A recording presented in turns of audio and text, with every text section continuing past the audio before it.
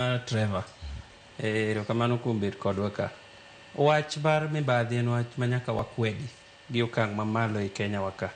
Nikech ogima chakore gi piny to biro mochop kama ochopeno. Omiyo wach mibadhi en nyaka wakwedi. To gima mora kadwa yiere gi ja wuoyo kanyo mawuoyo mar ariyo. Ne those arms of government ma wan ga adek osebet katiyo kamoro achiel mikia kaka ipogogi. Ikia ni ng'ama nie judiciary, ikia ng'ama nie legislature, ikia ng'ama nie executive. Matiende ni executive chal matiyo ga gi jogi te.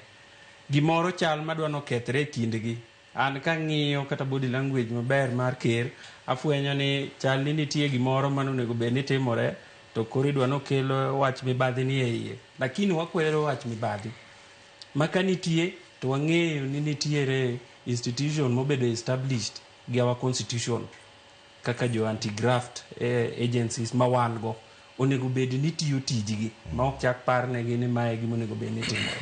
Kuom mano pacha mibadhi nyaka wakwedi, to kapo ni nitiere wach moro machal ka mibadhi nitie to ji onego maki mondo dhi e court mondo ler to pesa japiny duoki. Okay. David, ineno nang'o e wach mar mibadhi? This is the second time